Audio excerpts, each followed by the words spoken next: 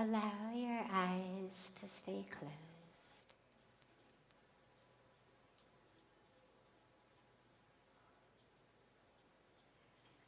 And allow the awareness to pull from the outer world to the inner world.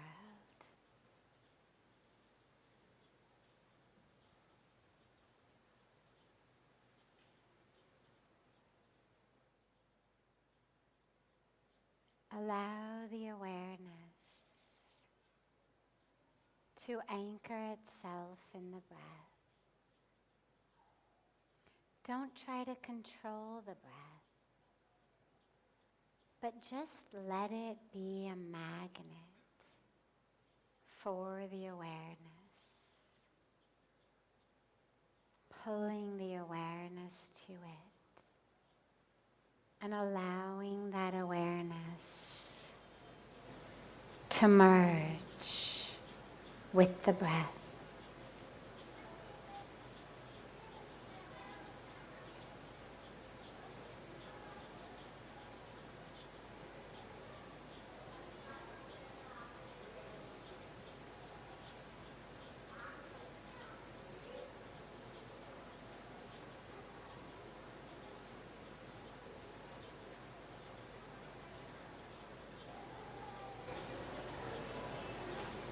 Allow the awareness of the breath to anchor low in the abdomen, below the navel at your Swadhisthana chakra. Draw the awareness of the breath there, not in the chest, not in the rib cage, but allow the awareness of the breath to be anchored down here in this energy center at the core of the self. In Sanskrit, Swadhisthana literally means the place of the self. So draw the awareness there, taking the inhalations there, allowing the energy center to expand and open, and dropping back there with each exhalation.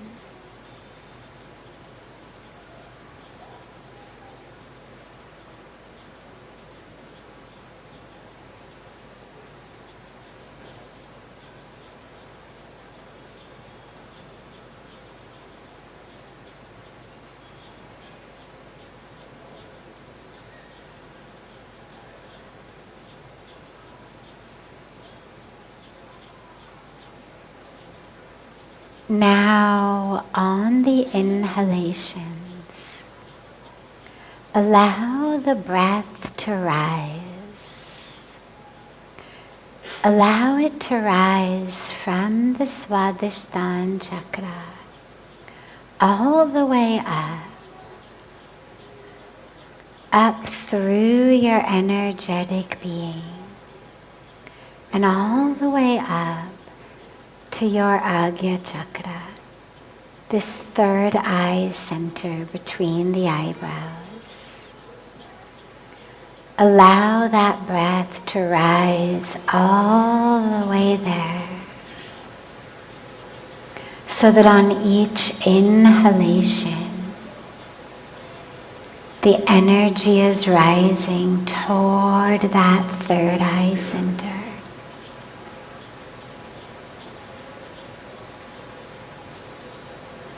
If you can't carry the breath all the way up on one unbroken inhalation, don't worry.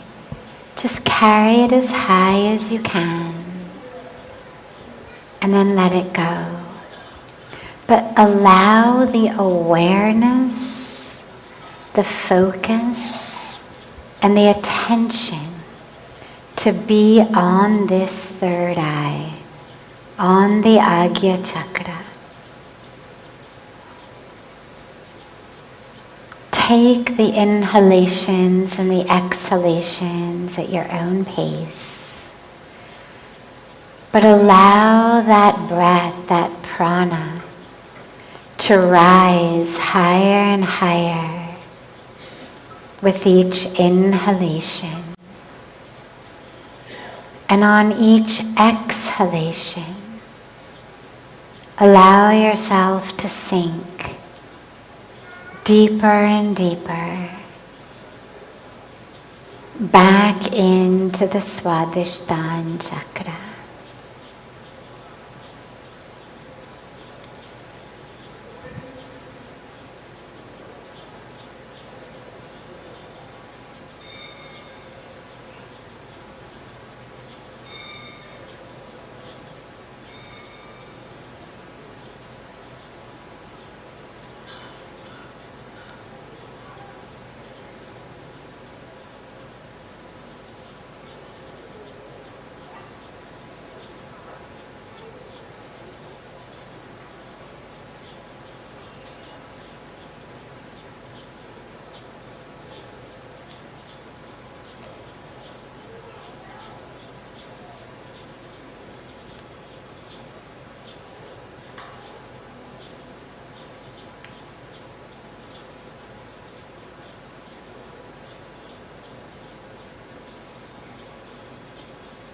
Feel that third eye open. The two physical eyes are closed, but with each inhalation, feel that third eye beginning to open with the energy of the prana, the energy of attention and awareness. Feel it opening.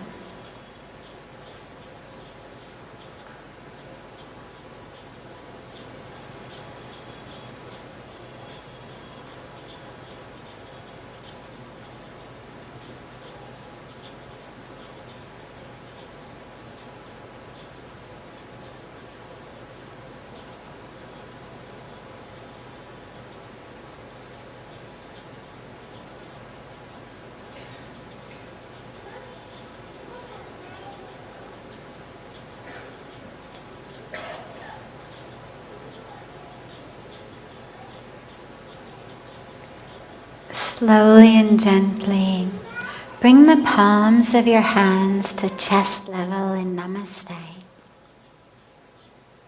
And gently rub the palms of your hands against each other.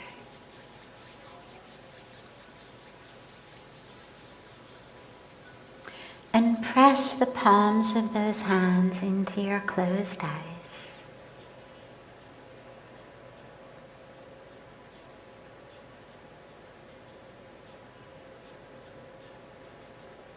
Slowly, whenever you're ready, lower the hands and open the eyes.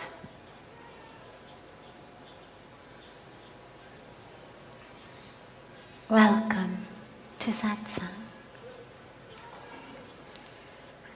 We did this particular guided meditation today. It's one I teach frequently, but I taught it specifically today because today is the day dedicated to the Mother Goddess in the form of Ma Devi Katyayani. And as I was saying in the Ganga Arati, she's the one who anchors us in our third eye, in that Agya Chakra, and allows us to open that eye so that we can actually see truth, we can see divinity, we can see essence, not only form. So, if you didn't get it fully on the first try, don't worry. It's actually a take-home exercise. So take it home. Hopefully you got at least a little taste of it, but it's something that requires some practice. So take it home and allow yourself to keep working that, keep working it. Beautiful. So starting as we always do with a question that's come in advance from our family online. And then we'll take any question here that anyone has.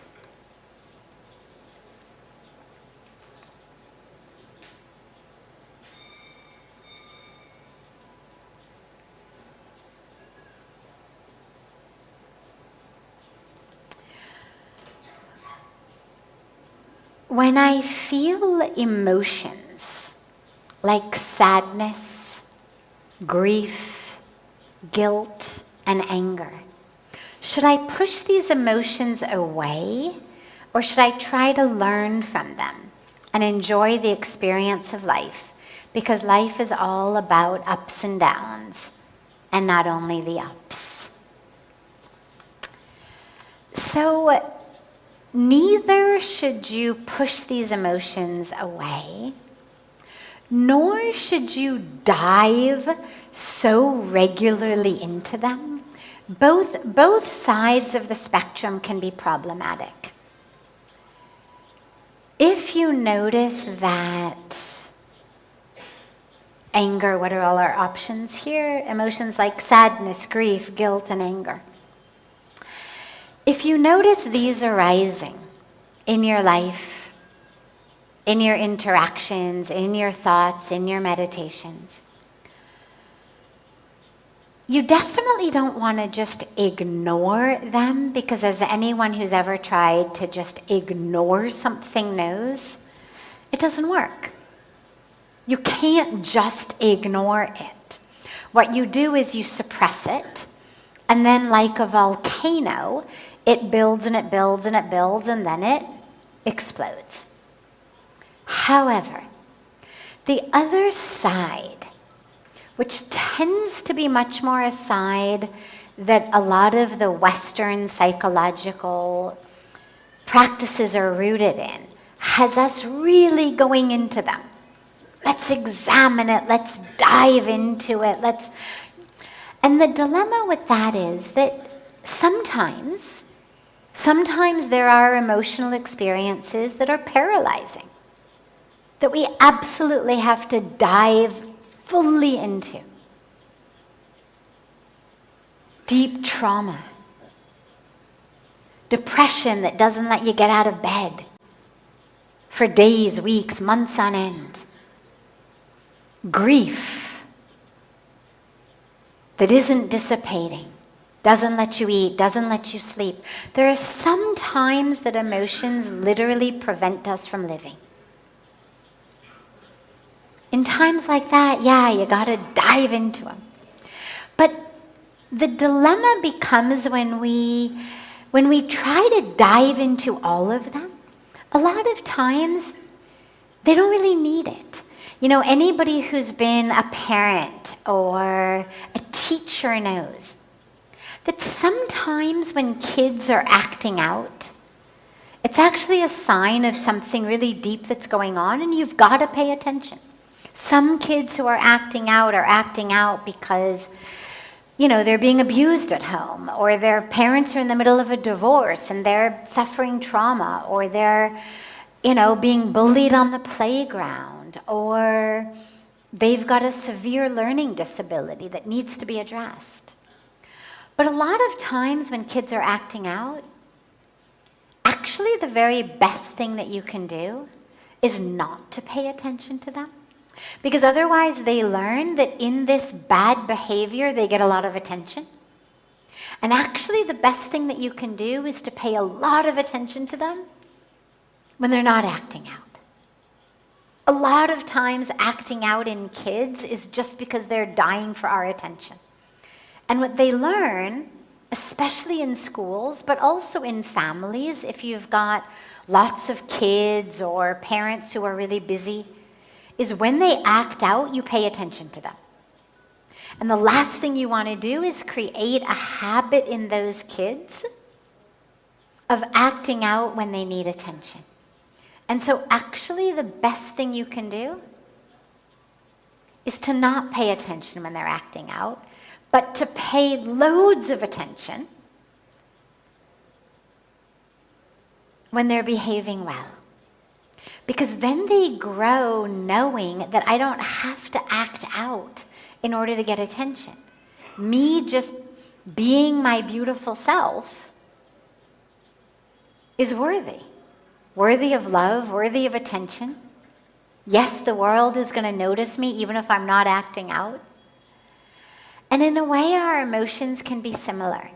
A lot of times when we get just these waves, like, I'm angry today, I'm not having such a good day, or, oh yeah, that person said this thing and it really annoyed me. A lot of times those things are just so much better off if you really can just let them go than paying loads of attention to them.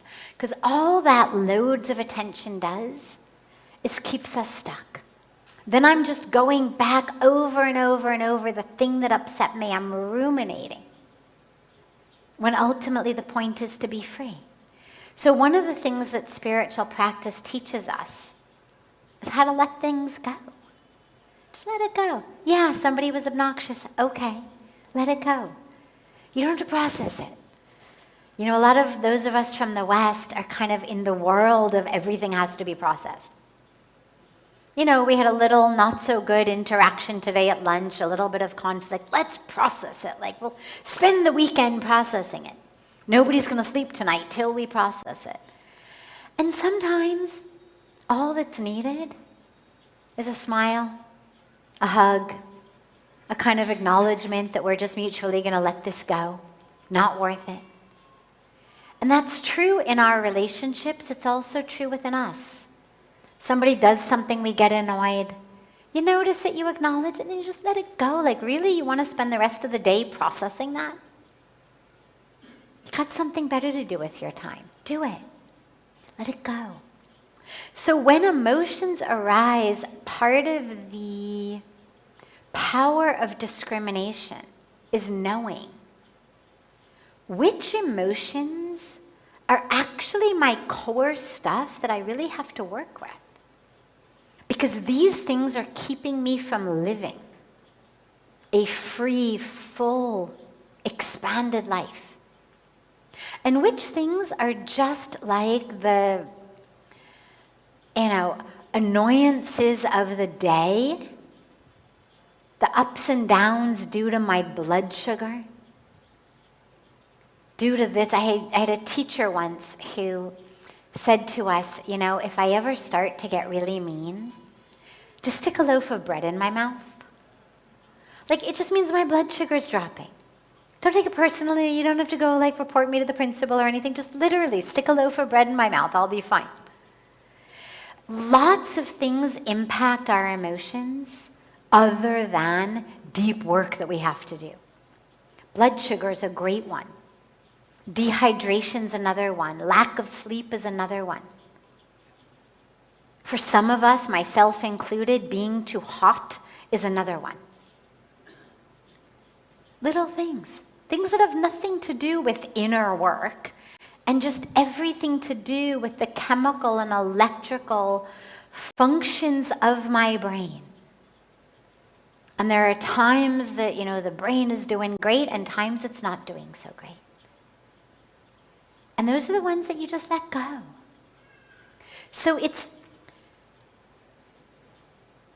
both and it's neither in terms of the question. You're going to have to discern which emotions are core and critical and which are just passing. And those you let go.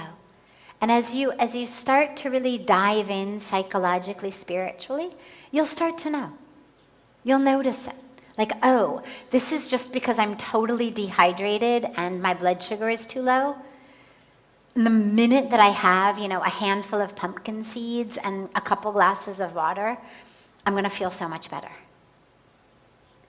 And which ones are really deep stuff? So if it's deep, work on it. If it's something that, a piece of bread or an apple or a handful of salted pumpkin seeds or a glass of water with electrolytes can fix, just do it like that. And then move on. Because we're not here on earth to just dive in to the fluctuations of the mind. We work with the stuff that is part of our deep karmic package. And the rest, our practice of yoga is literally, as the Yoga Sutras remind us, to calm those waves of the mind. Not to dive into them and say, oh, what made it go up? What made it go down? But actually to just calm them. Because once they're calm, what made it go up or go down is irrelevant, because now it's calm. It's like once you're back in love and hugging, like why would you go back and say, oh yeah, what was that at 10 o'clock this morning that made you so annoyed at me? Like who cares? Let it go. You're happy. You're in each other's arms now. Everything is fine. So let go as much as you can. But the stuff that's keeping you stuck, you dive in. Yeah, great question. Other questions? Anything anyone here has? Yeah, of course, there's a microphone right here in front.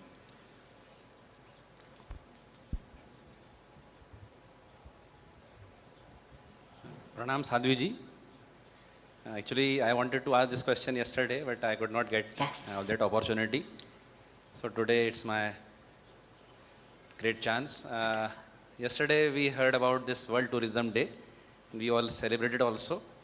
So the key message was that we are all tourists on this planet Earth, and we are all lucky vacationers on this planet Earth, that is Hotel Earth. So we all maintain this approach. But what makes us forget this, that we are just a tourist, we are just a pilgrim. So could you please guide us on that? Yeah, sure. So forgetfulness is part of the package of human birth. It's what we speak about when we talk about agyan, or avidya, or maya. Different words, ever so slightly subtle differences in meaning, but for this case, irrelevant differences. They're all aspects of forgetting. We forget the truth of who we are. We forget that we're soul, not body. We forget why we're here. And in that forgetfulness, we suffer. So just write it off as part of the package deal of being a human. But it's also why all of the scriptures, all of the spiritual practices have been given to us as human beings to help us remember. Because just because I forgot doesn't mean that I have to keep forgetting. Pujya Swamiji always says, whenever you wake up, it's morning. So you forgot for a while? Okay, no problem. Now do you remember? Now that you remember, live like that. Don't worry why you forgot or how long you had forgotten for. Just remember now and try not to forget again. Every day is a new day. Every day is a new day, and yet, ideally, you carry the lessons of today into tomorrow. If you forgot today, then be sure to remember tomorrow. But if you remember today, carry that remembrance into tomorrow. Thank you very much. Yeah, of course. Thank you. Yes, please. Mother, accept my pranam. It's beautiful to be here and be part of the Navratri retreat, and it's wonderful meeting you and get to interact with you.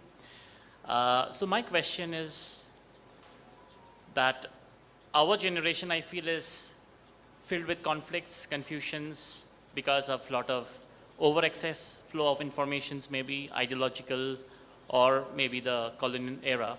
And I think one of the institutions which had held Indian societies, the Bharatiya Samaj, together was the institution of marriage and family. So what is your guidance for our generation to hold it, and in what way?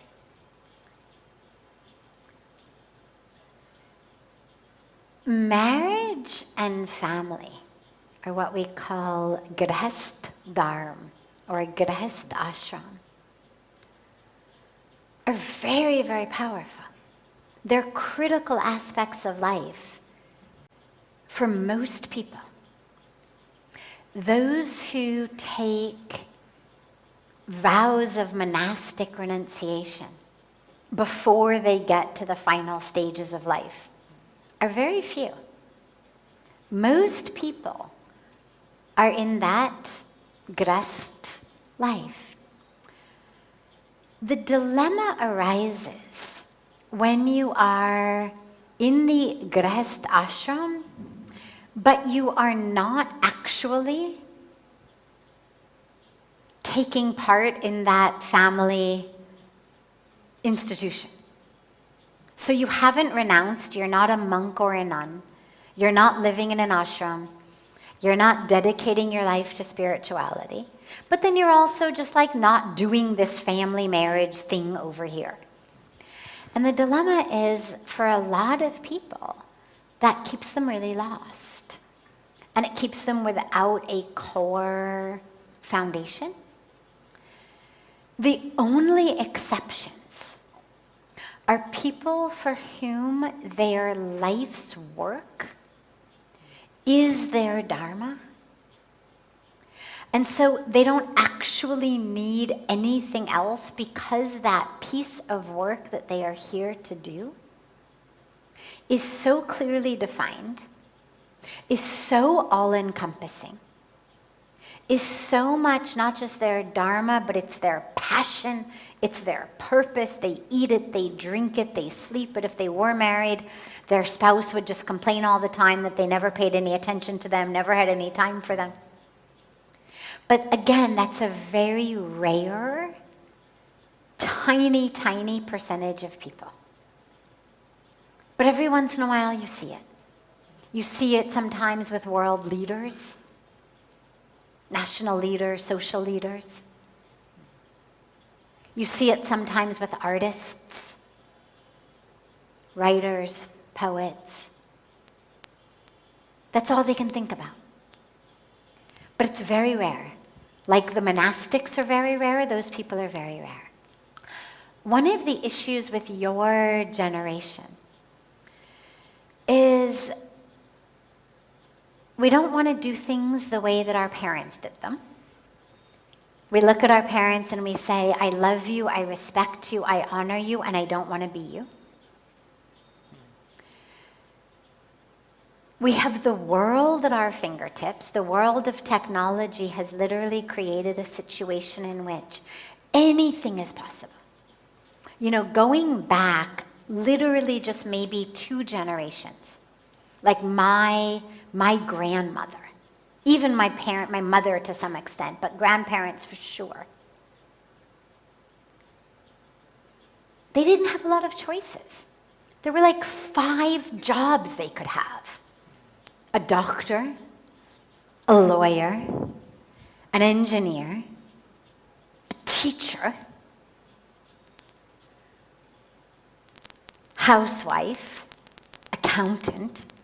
You know, I mean, literally, like you could count the job possibilities on 2 hands. Suddenly now, everybody's inventing their own job.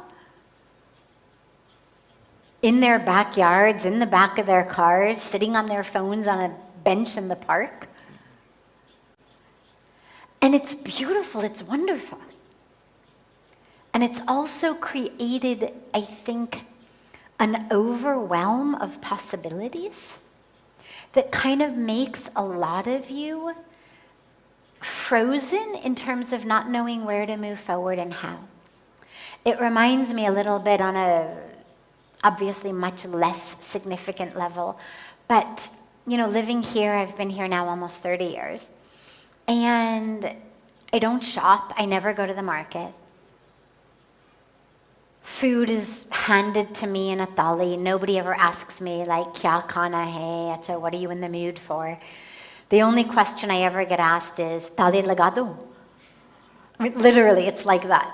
What they're going to cook, never get asked. when I go back to America,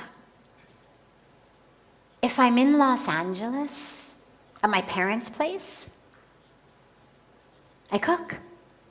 I go grocery shopping, walk into a grocery store, and I freeze. It's too much.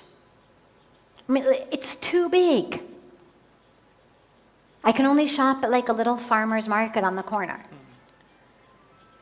I mean, literally, like, you could drop me off at a grocery store and say, I'll be back in 15 minutes, and 20 minutes later, I'd be like wandering the aisles in a daze. It's too much. I can't figure it out. I don't know, cook this, cook that, like who's it? And it paralyzes me. I end up dizzy, headaches, kind of hyperventilating, need some electrolytes, I mean, literally. And I think on a very deep level, a lot of that is what's happening to your generation. The abundance of possibilities in a grocery store, especially a big health food store in Los Angeles. I mean, it's amazing, it's wonderful. Like, God bless the fact that there's so many organic, vegan, options of what to make. And it's paralyzing. And I think that in some way, a lot of your generation has this. So many possibilities. Really almost no structure, because you could theoretically make a living doing anything. I mean, the fact that these days you ask a lot of kids, by kids I mean, like preteens and early teenagers and even mid-teenagers, some of them, what do you want to be when you grow up? And the number of kids who say an influencer. Like, they don't even, you say, well, what kind? Doesn't matter. Like, they don't care. Am I going to influence people on how to spend their money? Am I going to influence people on how to be healthy? Am I going to be, a singer, a musician? Am I going to just take my clothes off for the camera? Like, they don't care. It doesn't matter. An influencer. Yeah. You literally, at this point, could make money doing anything. And I think that paralyzes. And I think that the spillover impact around marriage, around family life, is kind of part of this. That the whole structure is sort of disappearing. It used to be, you graduated university, maybe you got an advanced degree, then you got a job. You got up every day, you went to work. You made money, you came home, you played with the kids. You spent the weekends serving the community in some way, engaging, being part. There was a structure. Now, work from home, work all hours of the day. I mean, it's amazing. You drive down the streets of big cities, whether it's Delhi, whether it's New York, whether it's London, 11 o'clock in the morning, 2 o'clock in the afternoon, and the streets are packed, and you're like, does nobody go to work anymore? I mean, it used to be, I'm not that old, I'm only 54. And I remember so vividly, smack in the middle of the day, like nobody was on the road, everybody was at work. Now everybody's on the road. Don't they work? They do work. But now they work in this very flexible way. And so all of our structures are getting like that. And family and marriage, I think, is part of that. Some of it, I think, is due to a huge burgeoning openness around sexual orientation, gender identity. So roles and relationships are also totally different than there's ever been space for them to be. A lot of people are wanting to wait to have children. People are wanting to travel. They don't want to. And the dilemma, I think, amidst this freedom is a lot of people are getting really paralyzed.